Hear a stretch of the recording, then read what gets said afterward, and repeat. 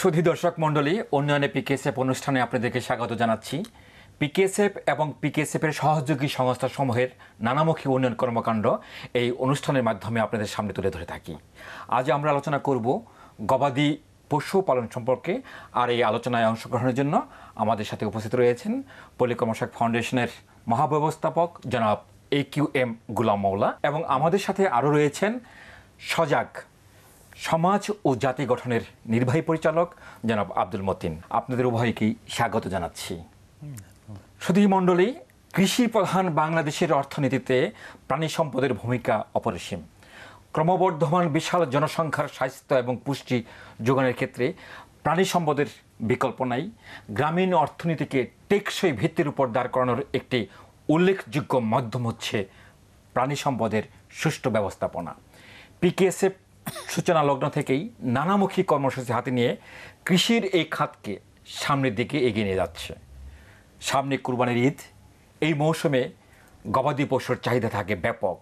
এই মৌসুমকে সামনে রেখে কৃষক পর্যায়ে গরু মোটা তাজাকরণের জন্য পিকেএসএফ কী ধরনের সহায়তা প্রদান করছে তার উপর একটি প্রামাণ্যচিত্র দেখার আমন্ত্রণ জানাচ্ছি।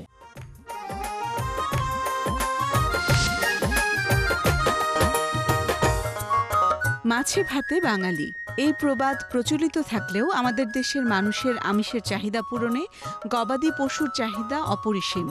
মাংসের জন্য গরু ও ছাগলের চাহিদা সবার উপরে। বর্তমানে চাহিদার দিকে লক্ষ্য রেখে আমাদের দেশের কৃষকরা আধুনিক ব্যবস্থাপনায় গরু ও ছাগল পালন করছে। মাংস উৎপাদনের জন্য গরু পালনকে গরু মোটা তাজাকরণ বলে। গরু মোটা তাজাকরণ করতে হলে কৃষকদের বেশ পুঁজির দরকার হয়। পল্লী কর্মসহায়ক ফাউন্ডেশন তাদের সহযোগী সংস্থার মাধ্যমে গরু মোটা তাজাকরণ খাতে পুঁজি সরবরাহ করে আসছে। এমনই একজন খামারি হলেন শৈলান গ্রামের শিক্ষিত বেকার যুবক মোহাম্মদ সুলতান খান। আগে আমি বেকার খাইতাম। আমি সজাগের আওতায় 5 লক্ষ টাকা ঋণ নিছি। এখানে আমি একটা বাড়িতে খামার করছি। ঈদের মধ্যে যে আমি 8টা গরু বিক্রি করছি, কিছু অংশ লাভ হয়েছে। এতে আমার সংসার মোটামুটি চলে। আবারও গরু উঠাইছি। গরু মোটা তাজা করার জন্য মৌসুমি ঋণ নিয়েছি আমি।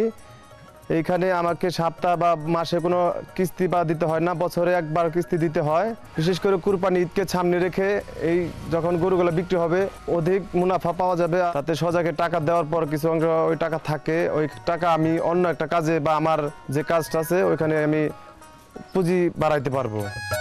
কাজের উদ্দেশ্যে বিদেশ যাবার চেষ্টা করেও ব্যর্থ হয়ে যখন মানুষের দাঁড়ে দাঁড়ে ঘুরতে থাকেন, ঠিক তখন পিকেএসএফ এর সহযোগী সংস্থা থেকে গরু মোটা তাজাকরণের উপর প্রশিক্ষণ নেন এবং তাদের কাছ থেকে 5 লক্ষ টাকা ঋণ নিয়ে নতুন শেড তৈরি করে স্থানীয় বাজার থেকে গরু ক্রয় করে শুরু করেন গরু মোটা তাজাকরণ। খামারে তিনি এবং তার পিতা সার্বক্ষণিক কাজ করেন। প্রথম বছর গরু মোটা তাজাকরণ করে কোরবানি ঈদের সময় বিক্রি করে পিকেএসএফ এর সহযোগী সংস্থার ঋণ পরিশোধ করার পরও বেশ লাভ করেন। গরু মোটা তাজাকরণের উপর প্রশিক্ষণ থাকায় গরু পালনে তার তেমন কোনো সমস্যা হয় না। পিকেএসএফ এর সহযোগী সংস্থার মাধ্যমে বড় খামারের পাশাপাশি দরিদ্র কৃষকদেরও গরু মোটা তাজাকরণ খাতে মৌসুমি কৃষি ঋণের আওতায় আর্থিক সহায়তা দিয়ে থাকে। মোহাম্মদ জসিমউদ্দিন নিজের সামান্য জমির পাশাপাশি অন্যের জমিতে কাজ করেন।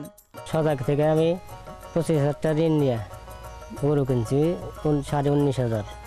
আর যে আমি গরু খাওয়াইছি, খাওয়াইয়া 35,000 টাকা গরু বেচছি। বেচে আমি সজাগের টাকা পরিশোধ করছি। পরিশোধ করে আমার 5,000 টাকা লাভ আছে। এবছর আবারও তিনি গরু মোটা তাজা করছেন। গরু মোটা তাজাকরণ এই এলাকার কৃষকদের মাঝে বেশ সাড়া জাগিয়েছে। বেকার যুবক থেকে শুরু করে ভূমিহীন কৃষক সকলেই এর সুফল লাভ করছে। এক কথায় গরু মোটা তাজাকরণ এই এলাকার চেহারা পাল্টে দিয়েছে। পিকেএসএফ তাদের সহযোগী সংস্থার মাধ্যমে গরু মোটা তাজাকরণ খাতে মৌসুমি কৃষি ঋণ বিতরণ করে দরিদ্র মানুষের অর্থনৈতিক উন্নয়নের পাশাপাশি দেশের আমিষের চাহিদা মেটাতেও বিশেষ ভূমিকা রেখে চলেছে।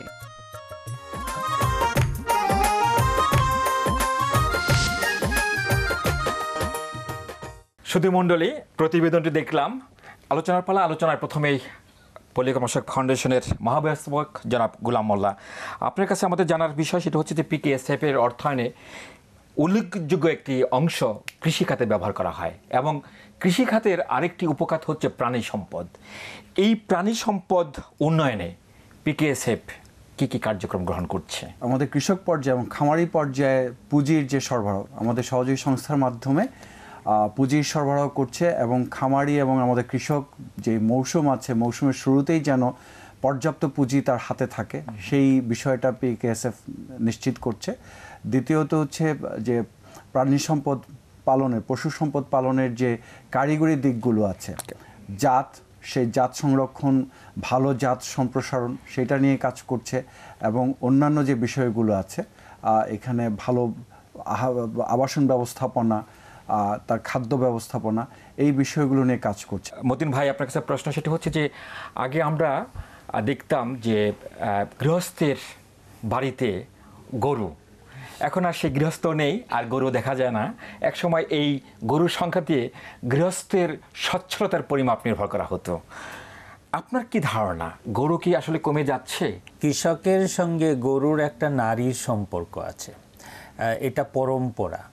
আগে গরুকে সাধারণত আমাদের চাষাবাদে ব্যবহার করা হতো, হাল চাষে, কিন্তু এখন যেহেতু ট্রাক্টর প্রযুক্তি এসছে, কলের লাঙ্গল এসছে, সেজন্যই গরুর সেই পরম্পরা যে চাহিদাটা ছিল সেটা নেই।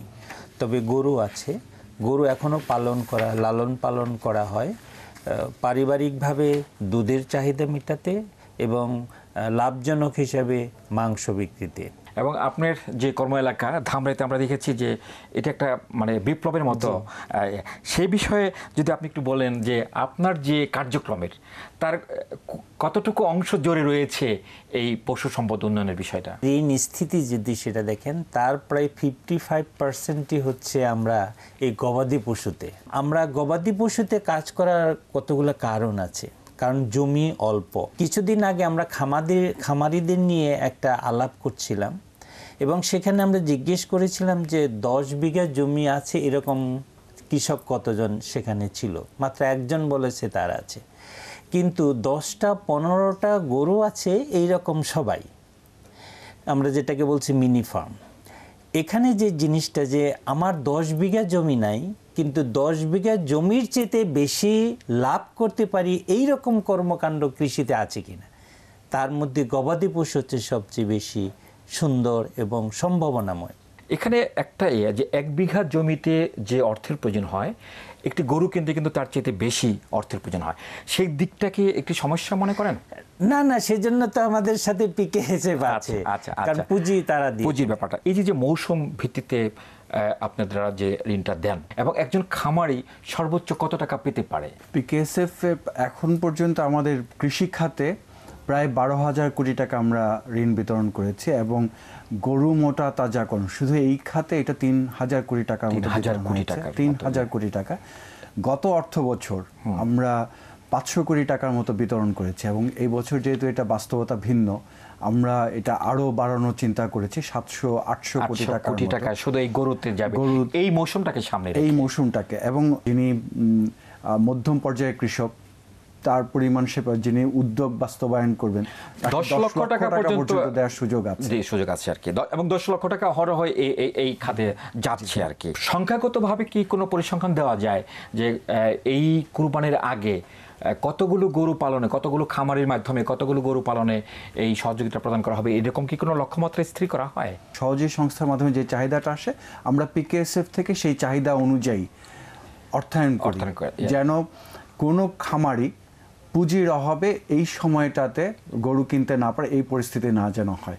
আপনি বাংলাদেশের যে চিত্রটা সেটা দেখি যে এক সময় কেউ গরু পালতো না কেন? এটা হচ্ছে মর্টালিটি রেট, যেটা মৃত্যুর হার পশুর, এটা অনেক বড় ছিল, অনেক বেশি ছিল। একজন খামারি ঋণ নিয়ে তার গরুটা যদি মারা যায় তাহলে এই ভয়ে সে আগামী বছর আর কোনো ঋণ নিবে না, ফলে আমরা একটা গরু থেকে বঞ্চিত হলাম। এটাকে কিভাবে আপনারা অ্যাড্রেস করেছেন? খামারিকে অবশ্যই একটা নিরাপত্তা বিধান করতে হবে এবং খামারিকে তার বাজারজাতকরণের একটা সুবিধাও দিতে হবে। তো তার নিরাপত্তা বিধানের জন্য আমরা 6 বছর আগে পরীক্ষামূলকভাবে গরুর বীমা করেছি, যে বীমার মাধ্যমে সে যত টাকা দিয়ে গরুটা কিনলো সেই টাকাটা তাকে ফিরিয়ে দেওয়া হয় যদি গরুটা কিছু হয়ে যায়, যদি গরুটা কোনোভাবে মারা যায়। তাহলে সে একটা নিরাপত্তা পেল এবং তার আর এখন ঝুঁকি থাকলো না। দ্বিতীয়টা হচ্ছে আমরা তার জন্য ভ্যাকসিনটা অ্যাভেলেবল করি।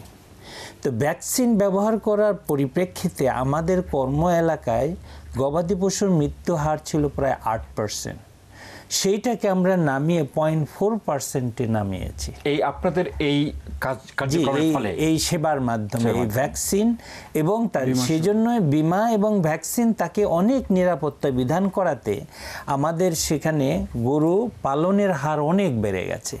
এবছর আমরা ঋণ দিয়েছি 22,500 গরু তারা পালবে, এই শুধু ধামরাইতে, শুধু আমাদের এই কর্ম এলাকার মধ্যে। আমাদের বিশ্বাস এবছর আমাদের কর্ম এলাকার থেকে প্রায় 150 কোটি টাকার গরু দেশের বিভিন্ন জায়গায় যাবে, ঢাকা সহ। ধন্যবাদ মতিন ভাই। আমরা এই আলোচনায় আবার ফিরবো। এই গরুগুলি কোত্থেকে কিনে সেটা আমাদের জানতে ইচ্ছে করছে, তার আগে একটি বিরতি নিতে হবে। সুধী দর্শক মণ্ডলী, বিরতির সময় এবং বিরতির পরেও আমাদের সাথে থাকবেন।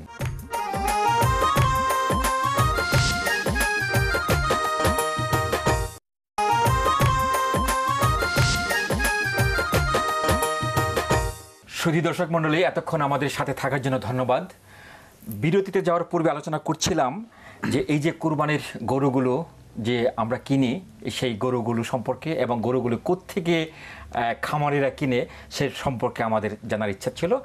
মতিন ভাই, এই খামারিরা যে ধামরাই অঞ্চলে আপনি বললেন যে জাস্ট ঈদকে সামনে রেখে 22,500 আপনি বলছিলেন, 22,500 গরু ওখানে লালন পালন হবে।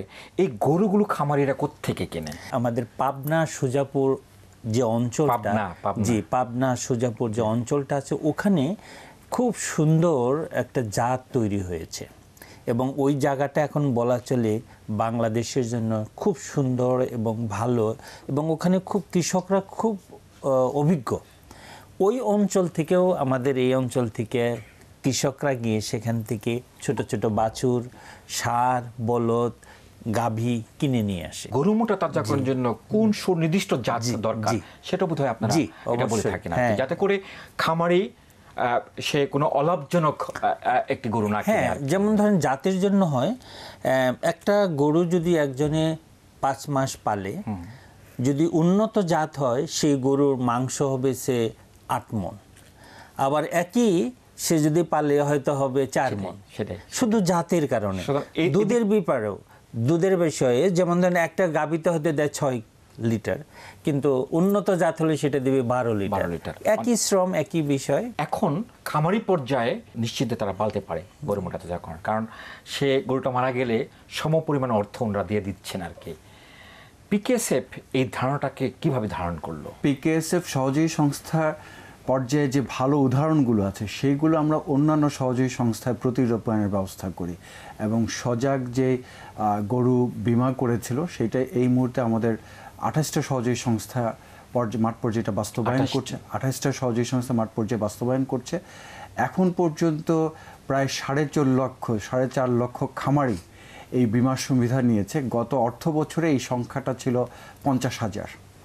এবং এই বিমা সুবিধার সবচেয়ে ভালো দিক হচ্ছে বিমার সাথে, গরু বিমার সাথে ভ্যাট যে সার্ভিসটা সেটাকে সংযুক্ত করা হয়েছে।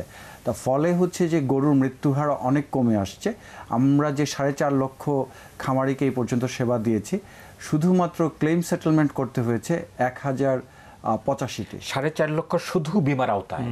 কিন্তু প্রকৃত খামারের সংখ্যা অনেক বেশি, আরো অনেক বেশি। কিন্তু যেই দুধের জন্য আমরা যে গাভী পালন করি, ডেইরি কাউ, তার জন্য আমরা এখনো বিমাটা শুরু করা যায়নি, সেখানে অন্যান্য বিষয় সম্পৃক্ত আছে। আমরা পিকেএসএফ সেই বিষয়টা নিয়েও কাজ করছি। সজাগ থেকে ইতিমধ্যে সেটা শুরু করে দিয়েছি। আমরা গাভী এবং বাছুর, গাভীর মৃত্যু হার ষাঁড় বলদের চেয়ে বেশি এবং তার চেয়ে বেশি হচ্ছে বাছুর। বাংলাদেশে বাছুরের মৃত্যু হার প্রায় 27%। এটা জাতীয়ভাবে আমরা সেটাকেও মোকাবেলা করার জন্য আমরা বাছুরের জন্য নীতিমালা নিয়েছি, এবং বাছুর মৃত্যু হার যদি আমরা কমাতে পারি, শুধু যত্ন, বাছুরের 6 মাস পর্যন্ত কোনো ভ্যাকসিন দেওয়া যায় না, তো তার আগ পর্যন্ত তাকে যদি একটু যত্নটা ভালো নেওয়া হয়, তার যে অসুখ বিসুখগুলো হয় সেটাকে যদি প্রিভেন্টিভ মেথড নেওয়া যায়, তাহলে এটা আমাদের চিন্তা, এটাকে 1%-এ নামানো যাবে। বিমার মূল্য কত পরিশোধ করতে হয়? এটা গাভীর যে ক্রয় মূল্য বা ক্রয়ের জন্য যে ঋণ বিতরণ করা হয় তার 0.5%, অর্থাৎ এটা যদি 50,000 টাকার একটা গাভী কিনে, এটা আসলে 300 টাকা বা 350 টাকা সর্বোচ্চ। তার সাথে ওই যে ভ্যাট সার্ভিসের জন্য 20 টাকা করে দিতে হয়, 20 টাকা এককালীন দিতে হয়। এবং যদি গাভী মারা যায়, ওই ঋণের যে টাকাটা ছিল সেটা মওকুফ হয়ে যায়, এবং প্রতি মাসে যে সে 4 মাস বা 5 মাস যে গরুটা পাললো তার জন্য একটা অর্থ পাওয়া যায়। সর্বশেষ প্রশ্ন আপনার কাছে, সেটা হচ্ছে যে কর্মসংস্থান হিসেবে কি শিক্ষিত যুবকরা এখানে এগিয়ে আসতে পারে কিনা? আমি সম্প্রতি একটা গবেষণার ফলাফল দিচ্ছি, ডক্টর রশিদ ফারুকি, ওনার এক গবেষণায় উনি দেখিয়েছেন যে গ্রামীণ অর্থনীতি যে বিকাশ, দারিদ্র বিমোচনে আমাদের গ্রামীণ অর্থনীতির কন্ট্রিবিউশন হচ্ছে 90%, অর্থাৎ যখনই গ্রামীণ অর্থনীতির বিকাশ হবে দারিদ্রতা হ্রাস পাবে। এবং যদি কৃষিতে বিকাশ হয় 10%, সেইখানে হচ্ছে ওইটার রিলেটেড যে অকৃষি খাত আছে সেখানে 6% পর্যন্ত অর্থনীতির বিকাশ হচ্ছে। এবং আমাদের যেটা হচ্ছে গ্রামের মানুষের কাছে কিন্তু হচ্ছে এই প্রাণী একটা খুব বড় একটা সম্পদ, এবং প্রত্যেকটা পরিবারই কোনো না কোনোভাবে প্রাণী সম্পদ পালন করছে, এবং ছোট ছোট খামারি উঠে আসছে। তার মানে হচ্ছে যে প্রচুর কর্মসংস্থানের সুযোগ তৈরি হয়েছে। এবং বাংলাদেশে এখন আমরা যে বাস্তবতার মধ্যে আছি, আমাদের বিশ্বাস হচ্ছে যে আগামী 5 বছরে এইটা গাভী পালন এবং গরুর মোটা তাজাকরণ একটা বড় একটা সুযোগ হিসেবে তৈরি হয়েছে। এবং আমরা যদি এটা এক্সপোর্ট করতে পারি সেই ক্ষেত্রে তো এটা আরো বড় বিশাল সম্ভাবনা দাঁড় করে যাবে। মতিন ভাই, আপনার কাছে শেষ প্রশ্ন, সেটা হচ্ছে যে আপনাকে আমরা এখানে দেখছি 22,500 খামারের মুখপাত্র হিসাবে, ভোক্তা হিসেবে আমার প্রশ্ন আপনার কাছে যে আমাদেরকে কিভাবে আপনি আশ্বস্ত করতে পারবেন আপনার খামারিরা কিভাবে ওই গরু যত্ন করছে, পালন করছে, এবং কোনো খামারি স্টেরয়েড ব্যবহার করছে কিনা সে ব্যাপারে আপনি একটু বলুন। ধন্যবাদ। আসলে আমাদের এই কাজগুলা খুব নিবিড় পর্যবেক্ষণ হয়, আর কৃষক পর্যায়ে যারা সত্যিকারী কৃষক, যারা এটাকে পেশা নেশা হিসেবে নেয়, তারা এই কাজগুলো করে না।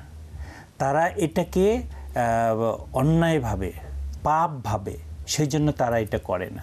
করে কিছু ধুরন্ধর মানুষ আছে যারা অল্প শ্রমে বেশি লাভ করতে চায় তারা। কিন্তু আসল খামারি, আপনি তার কাছে যান, সে কখনোই বলবে না কর্মসংস্থানের জন্য এটাকে এটা করবে না। আপনি একটু আগে বলছিলেন সুযোগের কথা।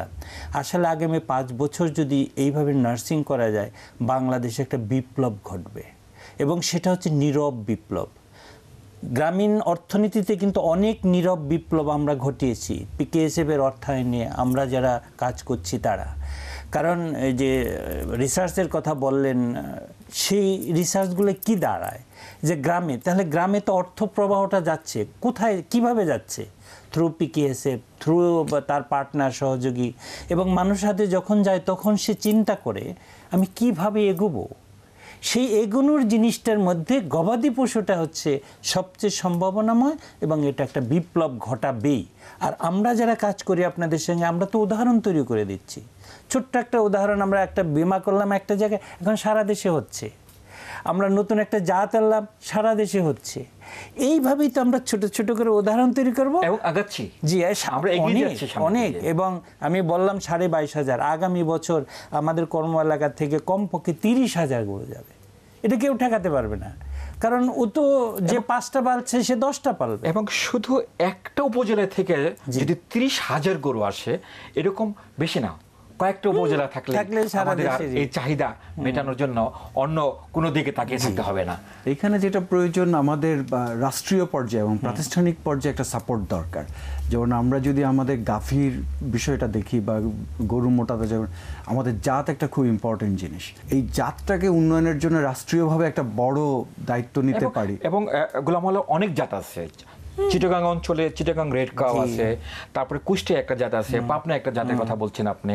এইগুলো যদি আমরা আসলে এখনই মানে এটা লক্ষ্য করি, তাহলে ডেফিনেটলি সামনের দিকে আমাদের অনেক বড় ধরনের সম্ভাবনা আমাদের হাতছানি দিচ্ছে। এবং ধন্যবাদ আপনাদেরকে, ধন্যবাদ গোলাম মাওলা, ধন্যবাদ মতিন ভাই আপনাকে। আপনি সবসময় আমাদের এই অনুষ্ঠানে ডাকলে এসে থাকেন, আশা করি ভবিষ্যতেও আসবেন।